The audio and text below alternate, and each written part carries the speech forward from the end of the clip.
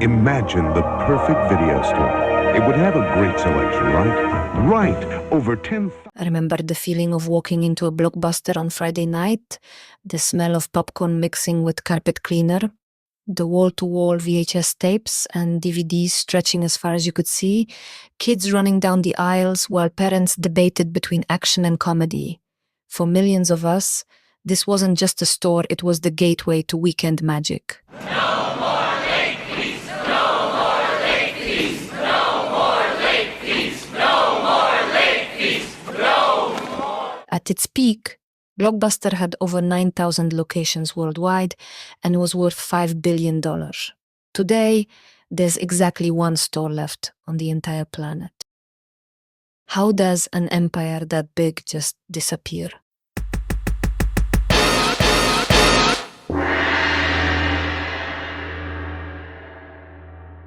In 1985, when David Cook opened the first Blockbuster in Dallas, Texas, renting movies was a nightmare.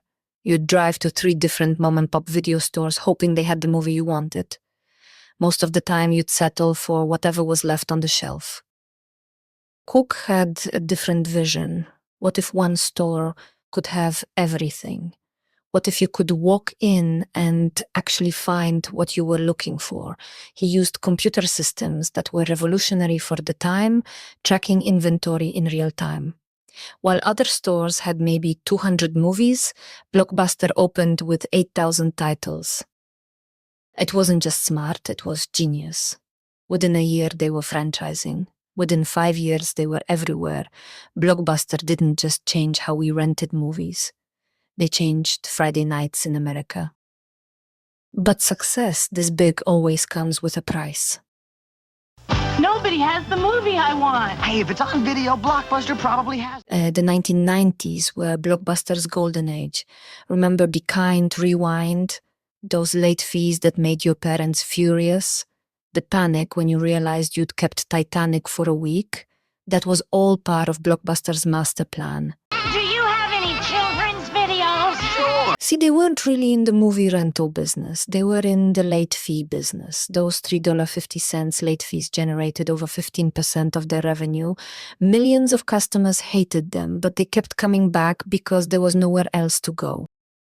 Then came the moment that changed everything. In 2000, a little company called Netflix walked into Blockbuster's corporate headquarters with an offer. They wanted to partner up. Netflix would handle online rentals. Blockbuster would handle the stores. The asking price? A measly $50 million. Blockbuster's executives took one look at Netflix's business model and laughed them out of the room. Reed Hastings, Netflix's CEO, later said it was one of the most embarrassing meetings of his life. Blockbuster saw a small DVD by mail service with barely 300,000 subscribers. They couldn't imagine people wanting to wait 3 days for a movie when they could drive to Blockbuster and get it instantly. They were dead wrong. Welcome to Blockbuster Video. Is popping up all over the country. Netflix wasn't just selling convenience. They were selling freedom, freedom from late fees, freedom from driving to the store, freedom from settling for whatever was left on the shelf. By 2007, Netflix was mailing out 1 billion DVDs a year. But here's where the story gets really tragic. Blockbuster actually tried to fight back. They launched Blockbuster Online. They eliminated late fees. The problem? They were fighting tomorrow's war with yesterday's weapons. Every decision was filtered through protecting their 9,000 stores. Netflix had no stores to protect. They could pivot, innovate, and take risks. Blockbuster was trapped by their own success. Blockbuster's death wasn't just about movies, it was a warning shot for every industry. Remember Kodak? They invented digital photography, then got killed by it. Remember Borders? They dominated bookstores until Amazon showed up. Today, we're watching the same thing happen to cable companies, taxi services, and retail stores. Ever wondered what 10,000 videos do when no one's watching? But there's something deeper here. Blockbuster represented a ritual we didn't know we'd miss. The family trip to the video store, the debates over what to watch, the discovery of movies you'd never heard of just by wandering the aisles. Netflix gave us everything we wanted, but somehow we lost something too. CDs. Keep them as long as you want, without late fees.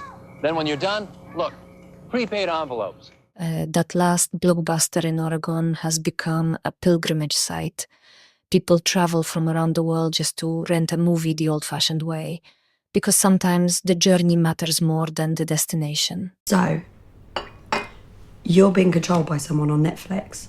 Blockbuster thought they were too big to fail.